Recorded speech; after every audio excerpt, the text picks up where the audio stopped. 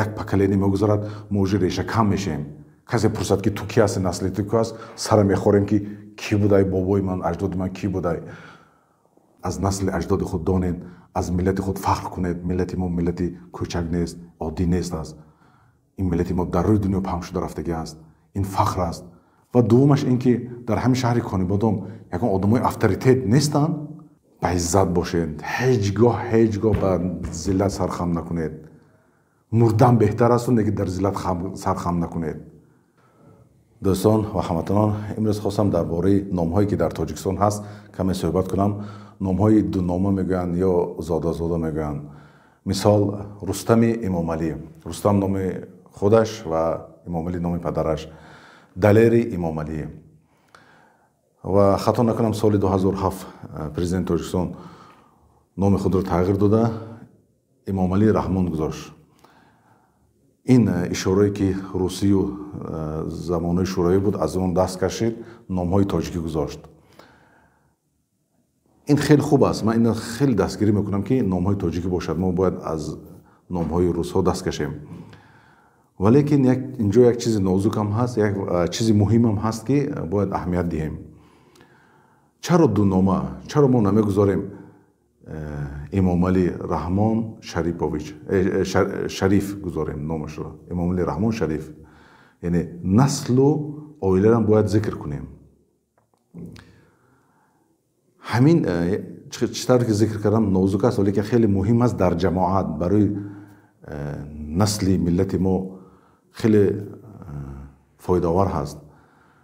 شما فکر خودتان رو در کامنتار نویسید اگر زید باشد، ولی که من خلاف دارم در این دو نامه. چه خیلی که گفتم من 100% دستگیری میکنم که نام‌های تاجیکی باشد. ولیکن چرا ما سه نامه نمیکنیم؟ مثلا نام خود، نام پدر و نام عائله و نسل خود رو چرا اینطوری ذکر نمیکنیم؟ این یگان مشکل دارد. زیرا که من بسیار واخوردم از من میپرسن که تو کی هستی؟ وقتی که من ذکر میکنم نام خود و نام پدر را، این اینقدر اهمیت ندارد. آنها میگن که تو عائله کی هستی؟ نسل کی هستی؟ اجدادای تو کی هست میگوین. بعد کمی من در فکر افتادم و گفتم که چقدر مهمی هست نسل خود را ذکر کردن. وقتی که زن میگیری یا دختر به شوهر میبراید، آنها میپرسن که این دختری من به دست عائله کی می رود؟ نسل کی را به حمل گرفته تولد میکند؟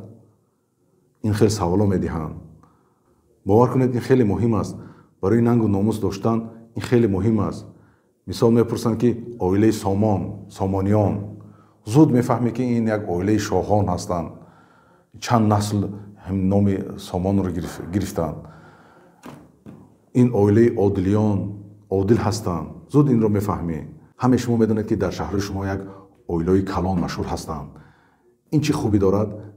مثال در بین این عائله ها یک کمبودی شود یا ناخوبی شود، اینها زود جمع میشوند و کمک میکنن. پول در کار باشد پول ما کمک میکنن، خود در بین خود حل میکنن. ولی که در این بین عائله هم یک از دزدی کردنی شود، حرامکاری کردنی شود، فاحشگی کردنی شود، 100 بار فکر میکند که این کاری که من میکنم آبروی نسل من را میرزاند. ننگ و ناموس اجازه نمیدهد که همه آدم یگان کاری با فاحشگی زنند. این نگاه کنید چی فایده دارد در جامعه. اکنون ما نگاه میکنیم در تاجیکستان دو نامه این چی مشکلیات دارد. نگاه کنید واقعی که شد در کانیبادام، چه یک واقعی دهشتناک شد، کشتار شد. همین نسل همینو کی هست؟ ما نگاه میکنیم فلان دو نامه، فلان امک بچه او، نسل او، امک بچه او، یک نام دیگر، نام پدر دیگر. هیچ کی نمیدونه که این همون نسل است. ما میگم که شما نسل کی هستین؟ چرا شما این فکر عائله خود، نسل خود را نمیکنید؟ خود جستجو نمیکنید کی این مجرم هست؟ کی مجرم که کشتار دست به کشتار زد؟ شما باید خود طلب کنین، روین همین کی به کشتار دست زد قپین، قصاص طلب کنین، جزاش بدهین.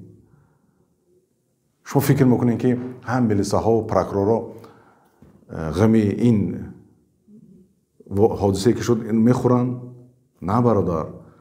ما نگاه میکنیم این ملیسایی که هستند در کنی بادامگاه مثال از دیگر منطقه آوردگی هستند. تاجیکستان یک قانون دارد که در منطقه کنی بادام از منطقه غرب میبرند، از منطقه شمال به منطقه غرب میبرند. این چی برای چی این کارو میکنن؟ این ملیسایی که از غرب هستند اگه جا میدونن که این نسل اویلی شما کی هست پروا ندارن، تو فکر میکنی غمی شما رو میخورن، غمی نسل شما رو میخورن. برای همین شما باید غمی نسل خود رو خورده پس این شوید که این کی کشتار به کشتار دست زد، قصاص طلب کنین. این ملیسا پروای شما ندارن برادران. این چیز طبیعی است. این منطقه بیگانه میبید در زمین بیگانه غمی تو را میخورد. برای همین شما هم نسل کی باشد همون ضرر دیده ها باید شما امک بچه ها این نسل غم خود رو خورین. و دومش این که در همین شهر کنی بادام یکان آدمای افطریتیت نیستن، یک آدمای مشهور که شما هم باید پس این کار شوید. این کی این به جرم دست زد شما هم پروا ندارین. همه در کلی ملیسا میمونن، ملیسا در کلی در هوا میگذارد. این دیده چیز نازک از اینه که چی ضررایی داره در جامعه ها. برای همین آرو ناموس کنید، ننگو ناموس کنید. هر یک وقتی که در بین نسل شما یک کاری ناخوبی میشود، شما اولش این که شما مسئول هستین که این کار حل کنید، از پس شوید. و دوم چه گفتم آدمایی که مشهور هستن در کنی بادام، در هر یک شهر آدما هستن که ننگ و ناموس دارن. کجا شد ننگ و ناموس ملی و همشهری شما که پروا ندارد که در شهر شما کشتار میشد یا یک دزدی میشد، غری میشد، یک چیزی میشد، همه به کار خودش اندرمان. کاری منه، نام من فلان فلان. این چه گم از بین همین یک چیز نازکی گفتم، همین نسل و آر و ناموس گم شده رفته ایستاده است.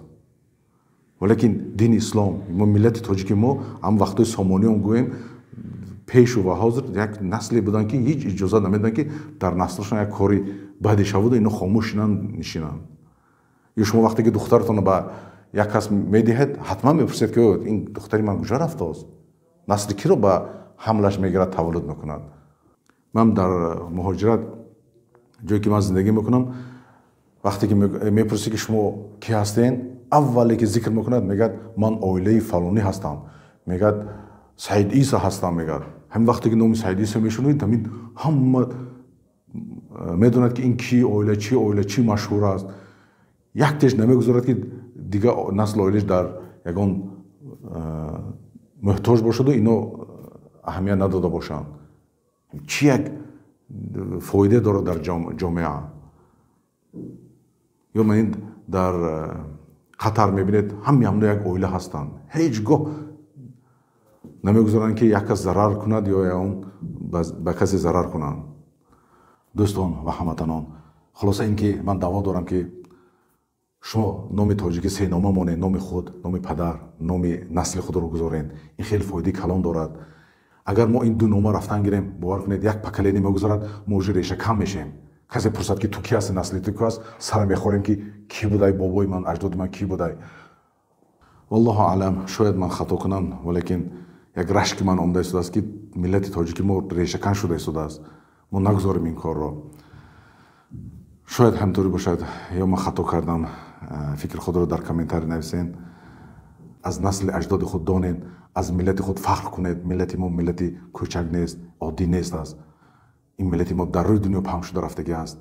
این فخر است. نه اون که من قومی طلب میکنم، ولیکن باید نسل اجداد خود رو هم دانید. ما از کوچه آمدگی نسل نیستیم. ما تاریخ داریم، ما آبروی داریم. ولیکن بالاسف حاضر نگاه میکنی در روسیه در کجا که نباشد همین توجیک. الله برای هم دوستان به عزت باشید. هیچگاه به ذلت سرخم نکنید. مردن بهتر است و در ذلت سرخم نکنید. شما رو به خداوند میسپارم. همه عزت به دست خداوند هست. سلام علیکم و رحمت الله و برکاته.